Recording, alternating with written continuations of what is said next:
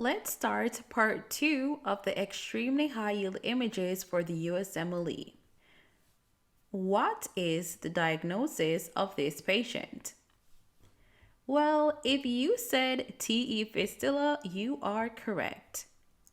The very classic image of a TE fistula shows a nasogastric tube curling in the thoracic cavity because of its failure to progress. So TE fistulas can cause polyhydramnios. This is because TE fistulas affect swallowing. So less swallowing equals more fluid in the amniotic cavity. Thus, patients have polyhydramnios. The other extreme high yield association is that it is associated with VACTERL. So let's review what VACTERL is. Vertebral defects, anal atresia, cardiac defects, TE fistula of course, renal defects, and limb defects. And here we have the classic corkscrew appearance seen in patients with esophageal spasms. So esophageal spasms are an esophageal hypermobility disorder. This is where patients have intermittent dysphagia or intermittent chest pain. So to treat these patients, we can provide relief with nitroglycerin or with calcium channel blockers. And yet again, here is another extremely high yield image. Honestly, guys, all of these images are so high yield because GI images are high for the USMLE, of course, as well as for the surgery clerkship. So this high yield image is showing the bird's beak appearance seen in achalasia. Patients who have achalasia have an inability to relax the lower esophageal sphincter. While proximal to that constriction, we can see dilation of the distal esophagus. These patients often present with dysphagia for solids and liquids, as well as regurgitation and mild weight loss. So if a patient presents with dysphagia to liquids or solids, then we move on to doing other imaging studies such as a barium swallow like what you're seeing here or manometry. But for all patients that present with dysphagia, we have to do an upper endoscopy. This endoscopy allows us to rule out the very serious cause, which could be cancer, either esophageal cancer or stomach cancer. So once you do this upper endoscopy, this can result in an increased risk of esophageal rupture. And that is what this image is showing right here. So esophageal rupture is a possible complication when there is esophageal instrumentation. So if a patient did a upper GI endoscopy and then afterwards they were hypotensive, and had altered mental status, then we should have a very high clinical suspicion of esophageal rupture. For a more in-depth review of esophageal motility disorders, be sure to check out my video about achalasia, and I will be sure to link it in the description below. And now here we can see an image showing intestines in the thoracic cavity. And this is a diaphragmatic hernia. This is where there is protrusion of intra-abdominal contents through an abnormal opening in the diaphragm. Congenital diaphragmatic hernias usually present on the left side. So because of this displacement of the intestines, these patients have a scaphoid abdomen.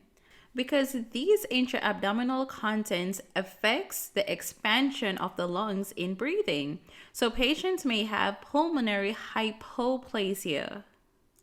Physical examination can reveal decreased breath sounds on the affected side, as well as hearing bow sounds in the thorax on the affected side.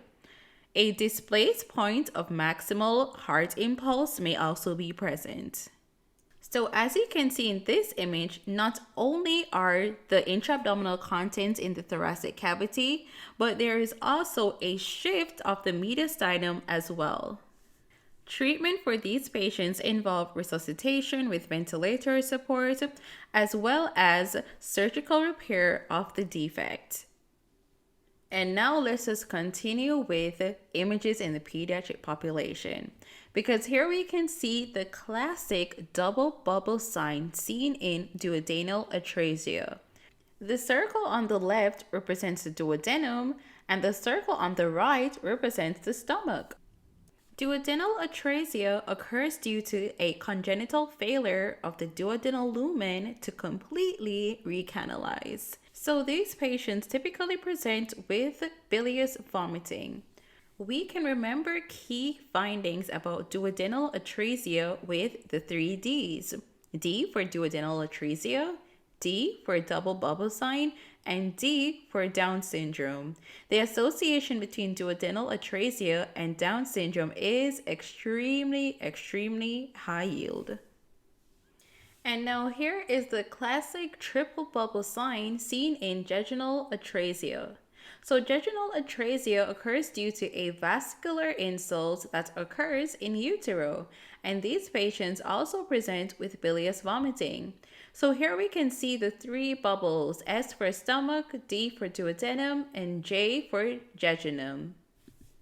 And here we have pneumatosis intestinalis, which is classically seen in patients with necrotizing enterocolitis. We should suspect this in premature neonates with a distended abdomen and bloody stools. So you must be wondering, why am I showing you a chest x-ray in a GI image slide review? But if you look closely, you can see free air under the right hemidiaphragm. This is called a pneumoperitoneum, and it is commonly seen in patients with a perforated viscus. And here we have a volvulus, which is a twisting of a loop of bowel on its mesentery and is one of the most common causes of intestinal obstruction. This is the classic target sign seen in patients with intussusception. Intussusception is a telescoping of intestines, and it presents in children 6 months to 36 months in age. They present with a colicky, intermittent abdominal pain with current jelly stools. So my question for you is, what vaccine should be avoided in patients with intussusception? And that is the rotavirus. Comment below what other conditions a rotavirus vaccine is contraindicated in. Inflammatory bowel disease is extremely high yield for the USMLE, and this image is demonstrating the string sign, which is seen in Crohn's disease.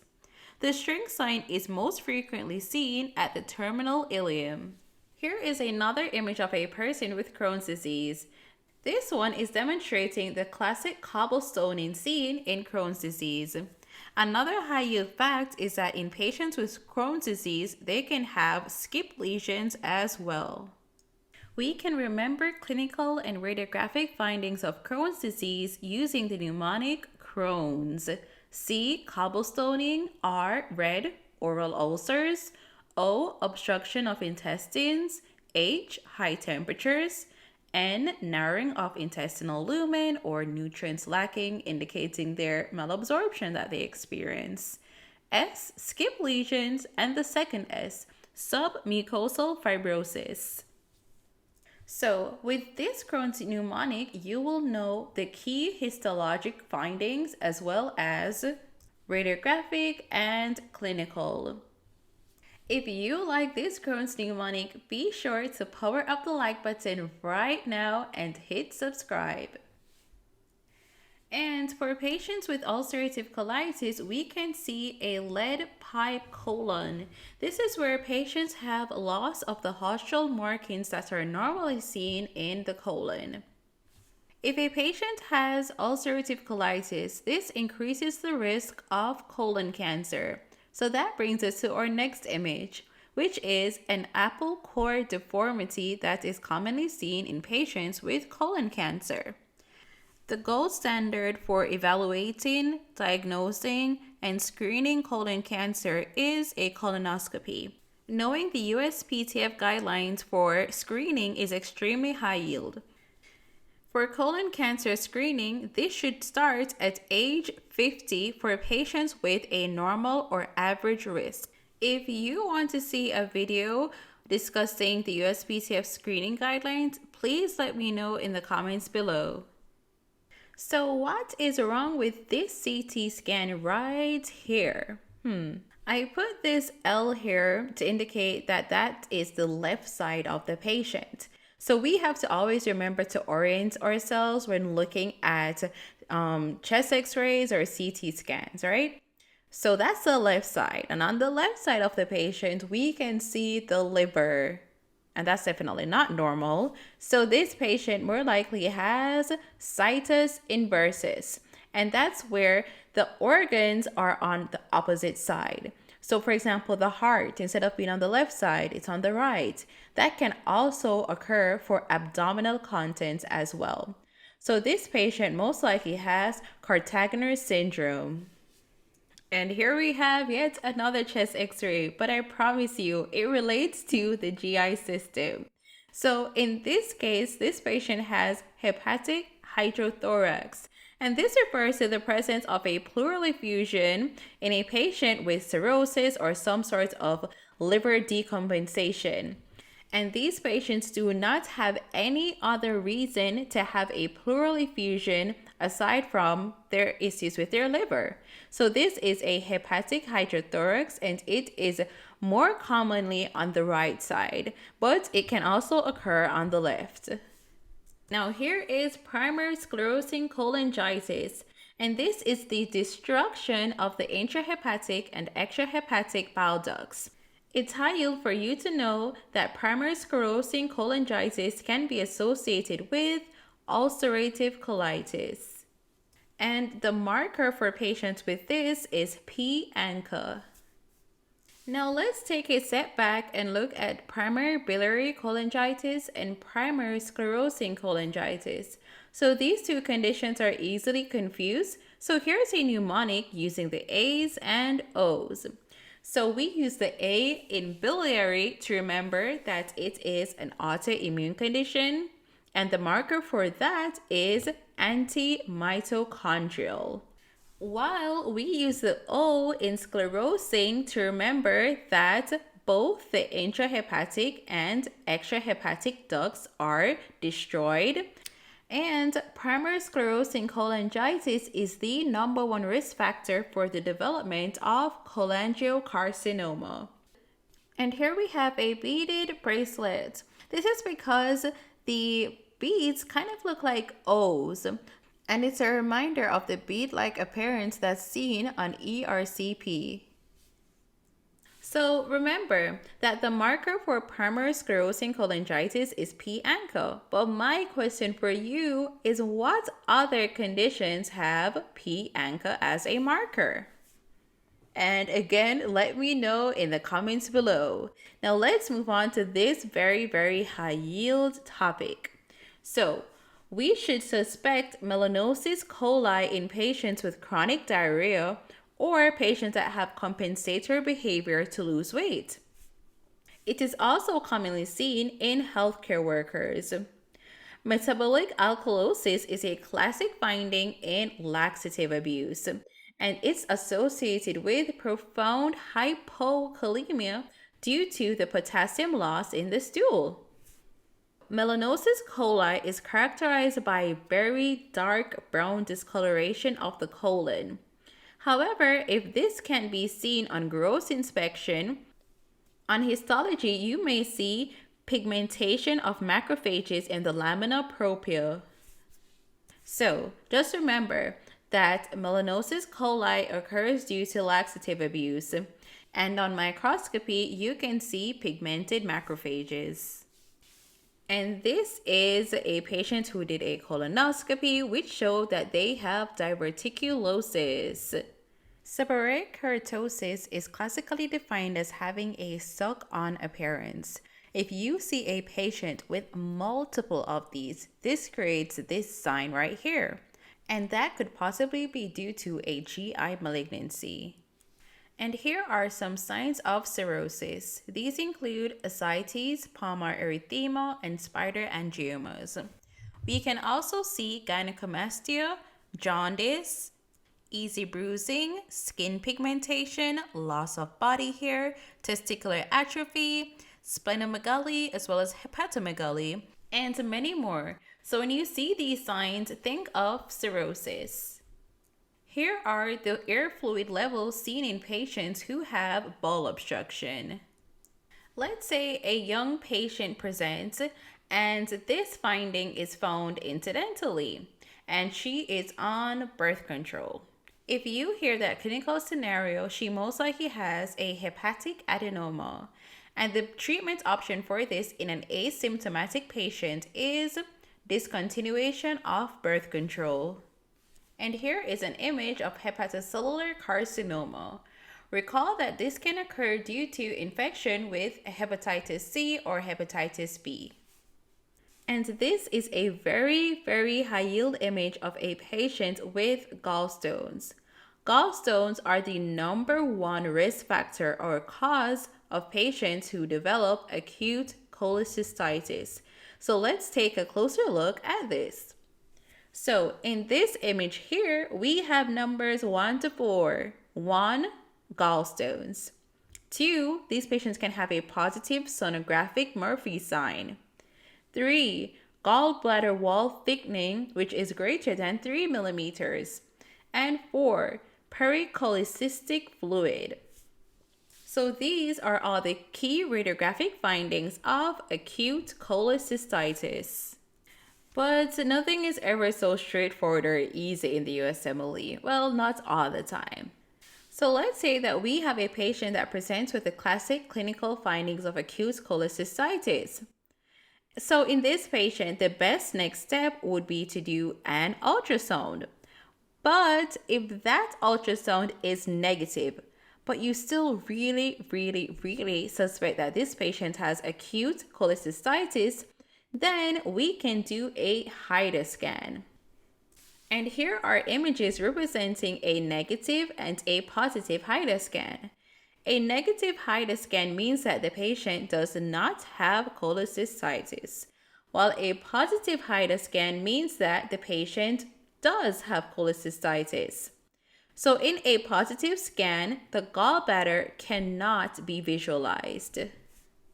So remember, the number one risk factor for acute cholecystitis are gallstones. The first imaging that we should do is an ultrasound. If that is negative but we still have a high clinical suspicion of acute cholecystitis, then we can do a HIDA scan.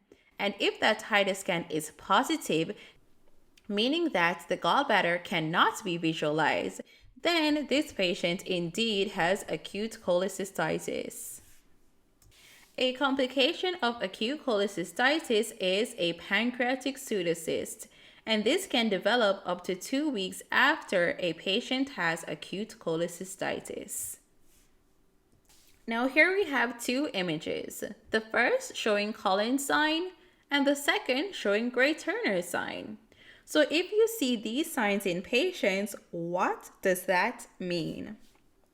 This means that this patient most likely has acute hemorrhagic pancreatitis. The number one risk factor for acute pancreatitis is gallstones.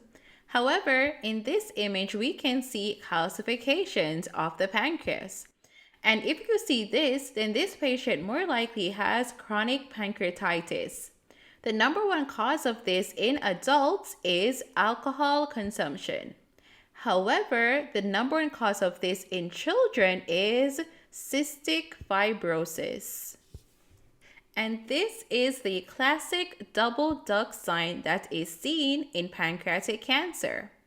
So the double duct sign represents a dilation of the common bile duct and the pancreatic duct. So here is an ultrasound of a patient with appendicitis. What's highlighted here is that there is free fluid around the inflamed appendix. My question for you is, what organism can mimic appendicitis? And that is Yersinia enterolytica. That brings us to the end of our radiology GI review. If you enjoyed this video, be sure to power up that like button, hit subscribe, and that notification bell. To continue learning more, click this video right here. And as always, thank you for watching. Bye!